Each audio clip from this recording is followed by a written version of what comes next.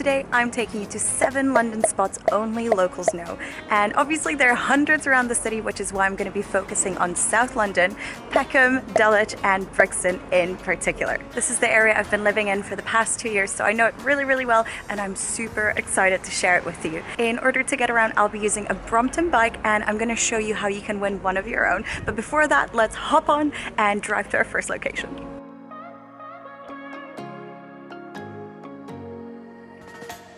And here we are. Peckham used to be considered quite rough around the edges, but over the past decade it's turned into a really incredible, quirky, artsy and cosmopolitan neighbourhood.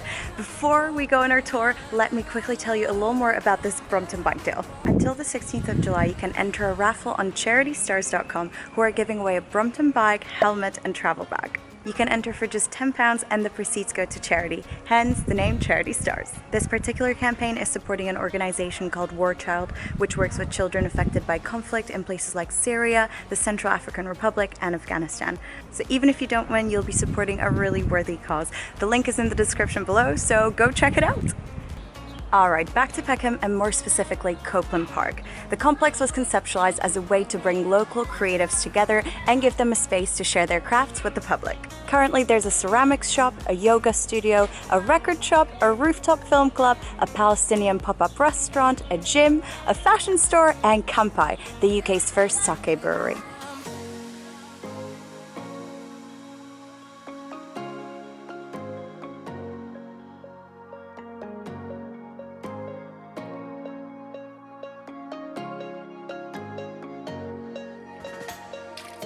The most famous building inside Copeland Park is the Bussey Building. Dating back to the 19th century, it was named after sporting goods manufacturer George Gibson Bussey.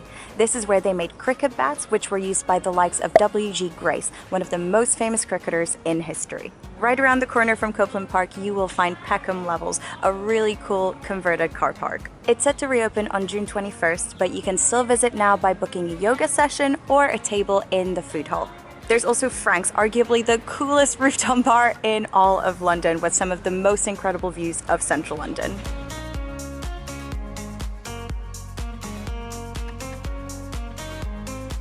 And behind me you can see something called Bold Tendencies. It's a current exhibition. They've got loads of different pieces and explain to you what they mean in case you can't work it out like me when it comes to modern art.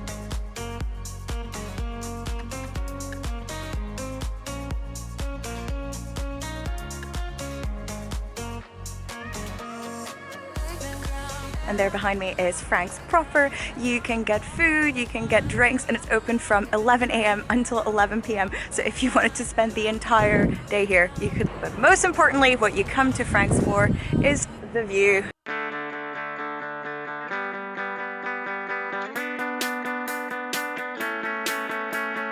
And let's not forget about Peckham Plex, my favourite cinema in all of London, for one reason and one reason alone. The tickets cost £4.99. That's basically unheard of in London, and they do show all of the most famous contemporary films. So I go there a lot.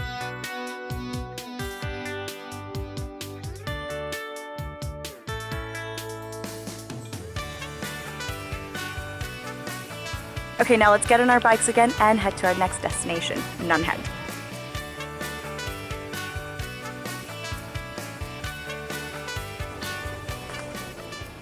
Welcome to our second location. So London has something called the Magnificent Seven, and although it sounds like a group of superheroes, it is very much not that. It's a group of cemeteries, and we are in one of them right now. It's called Nunhead Cemetery, and it's probably the least known of the 7, but I think more people should know about it. Aside from beautiful historic architecture and some stunning ornate graves, it is also a local nature reserve, and there are loads and loads of birds flying around. If you keep your eyes peeled, you might see a few woodpeckers and even some tawny owls.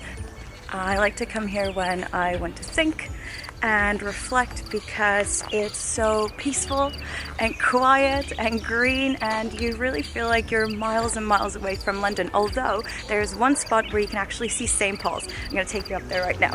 Follow me. You recall when we were young, running from all things at once without thinking twice. And I knew it would catch up, and that we would be the ones left behind. stories I've been told, they never seem to leave my mind. Our next stop is the affluent Dulwich Village. It's just 17 minutes by train from central London. It has incredible architecture, it has golf courses, horse riding trails. In short, it has everything that you would expect of a really posh village. And like I mentioned, that's pretty incredible given its proximity to central London. I like to come here for nice restaurants and walks in Dulwich Park. I also like to visit Dulwich Picture Gallery. And by I like to visit, I mean I've been meaning to visit, but lockdown has made that pretty difficult.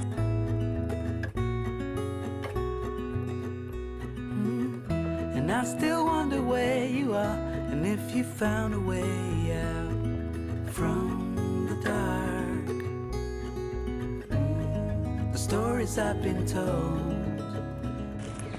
This is Horniman Museum, one of my favorite museums in all of London. It was started by Frederick Horniman, a rich businessman who inherited his father's tea business, Horniman's Tea.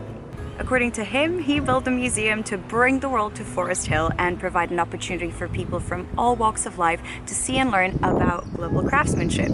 But it's also important to note that his work in the tea trade was largely grounded in exploiting people who lived in faraway corners of the British Empire. But whatever we think of Old Freddy, the museum and gardens are absolutely spectacular. You get some incredible views, alpacas or llamas, alpacas I think, a medicinal garden where you can learn all about the plants that grow there, and free entry to all of the exhibitions aside from the aquarium and the butterfly house where you have to pay a small fee. Like a lot of the places we've seen so far, it is pretty peaceful and quiet, but don't worry, if you want to shake things up a little bit, we're about to hop on our bikes and see something that's got a little more energy to it. So let's go.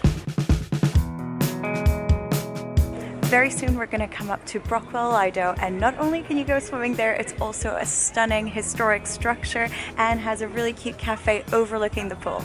This is actually my first visit there, and one thing to bear in mind is that the pool is not heated, so yes, it does get pretty cold, but in my opinion, it's very worth it.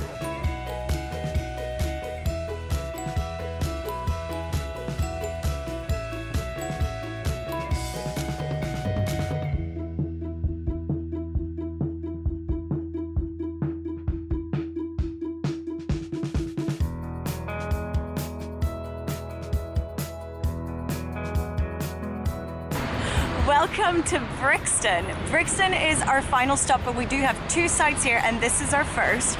It's called the Ritzy Cinema, and it is South London's oldest currently functioning cinema. It was built back in 1911, but back then it was known as the Electric Pavilion, and it was built with 750 seats, so a massive structure with an organ on one side because the films that they were showing back then were silent films, so they had music to accompany them. But right now they do show contemporary films that have sound. It's just Brixton, man, it's so loud. I hope you guys can hear me. So that's the Ritzy Cinema, and now we're gonna walk around a little bit because Brixton is absolutely gorgeous. It's got loads of street art, loads of really cool cafes and restaurants. It's wonderful for nightlife. My friends and I come here a lot outside of lockdown when things are open. We actually have a favorite club that I'm gonna take you to right now just to show you the outside. It's called Blues Kitchen here in Brixton. There are several dotted around London, but this is the best one, certifiably.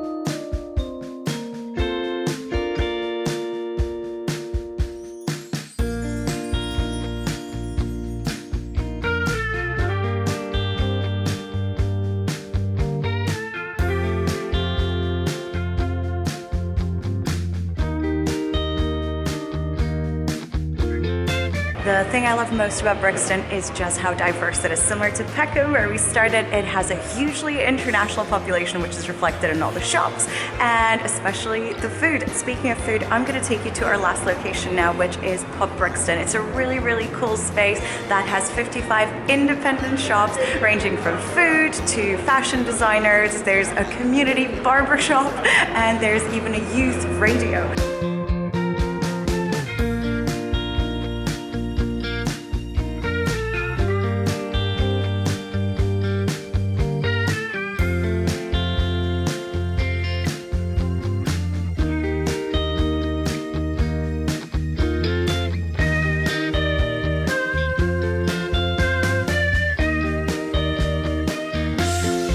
All right, what a day. I really hope you guys enjoyed this video, and don't forget to check out the CharityStars.com link in the description below for a chance to win one of those incredible electric bikes. I really could have used an electric today because I'm so tired now. It's been a really long day, so I'm gonna nap, and you guys just hit the subscribe button and give me a thumbs up, hopefully, and I will see you next Friday in a new video. Good night.